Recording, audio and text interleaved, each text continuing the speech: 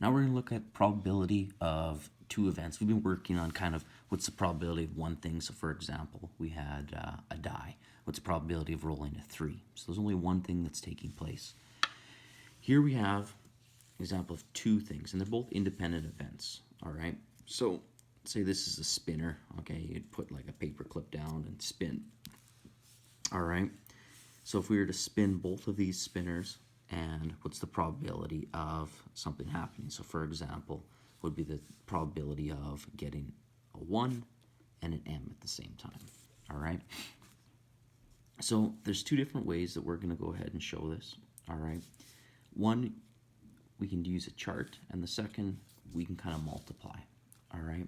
So the chart is, we have spinner 1 and we have spinner 2. All right, I'm just going to label these. That's 1, that's 2. Now, what we're going to do is we just make a little chart like this.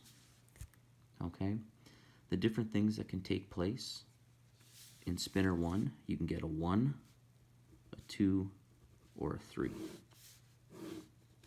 On spinner 2, you can get an M, kind of squished up here. We can get an M, we can get an A, it's kind of tight there. You can get an H, and you can get a T. Okay, and then we just complete our chart something like this, and then we just fill in the inside of it. So we can get a 1 and an M, we can get a 1 and an A, a 1 and an H, a 1 and a T. We can get a 2 and an M, a 2 and an A, a 2 and an H, 2 and a T, a 3 and an M, 3 and an A, a 3 and an H, and a 3 and a T. So out of these kind of spinners here, there's 3 things that can take place here, there's 4 things here. In total, there are 12 different things that can happen when you spin both of these spinners. Okay, so now we can use this chart to go ahead and help us find the probability of these things. So the examples that are here, we have find the probability of spinning a 1 and an M. So I'm just going to write it out like this, probability of a 1 and an M. There's 12 different things that could take place. So we have 12. There's only one and M, so it's a 1 out of 12 chance of that taking place. The second thing, we have the probability of spinning a 2 and a T.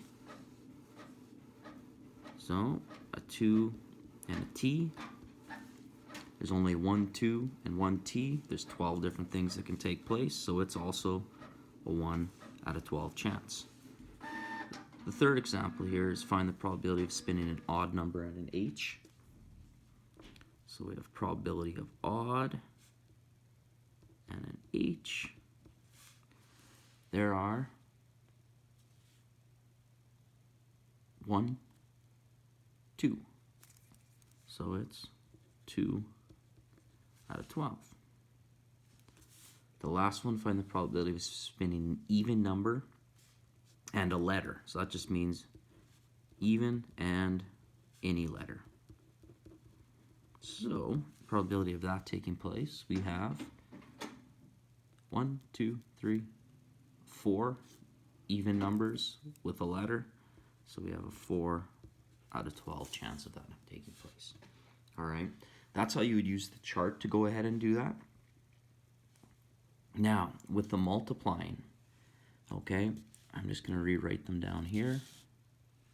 Number 1 said the probability of getting a 1 and an M. What we do is we write the probability of each of those taking place. So what's the probability of getting a 1 on this spinner? It is 1 out of 3. On the second spinner, what's the probability of getting an M? It's 1 out of 4. So it's 1 out of 4. In order to find the probability of both of them, what we do is we multiply. When you're multiplying fractions, you multiply the numerators together, so the top, so 1 times 1 is 1. 3 times 4 is 12. So our probability of getting a 1 and an M is 1 out of 12, just like we did with our chart. So we'll notice that it matches up to our information in our chart as well. The second one, we had probability of a 2 and a T. The probability of getting a 2, if we look up here, is 1 out of 3. The probability of getting a T, there's only one T and there's 4 possible things. So it's 1 out of 4. To find out probability of both, we multiply. When we multiply fractions, multiply the numerators. So 1 times 1, and multiply the denominators. 3 times 4 is 12. So our probability of getting a 2 and a T is 1 out of 12. All right, this matches as well when we multiply as it does to the information that we created in the chart. All right, same sort of thing with number 3. Number 3 was odd and an H. Probability of getting an odd number in the first spinner is, there's 2 odd numbers, so it's 2 out of 3. The probability of getting an H is 1 out of 4. To find the probability of both of those things happening, we multiply it. 2 times 1 is 2. 3 times 4 is 12, so we end up with 2 over 12. All right, and that's what we had from our chart as well. So there's 2 ways to go ahead and do this. I'll just quickly do the last one. So we have even and a letter. Okay, so the probability of getting an even number on the spinner is 1 out of 3. There's only one even number. The probability of getting a letter, well, there's 4 letters, so it's 4 out of 4. To find the probability of both, you just multiply it. 1 times 4 is 4. 3 times 4 is 12. All right, so there's 2 ways to go about doing this. Some of the assignments, you'll see it'll ask for you to make a chart. Some of them will ask you just to calculate it. You can decide which one you want to use. At the end of the day, you need to be able to do both. All right.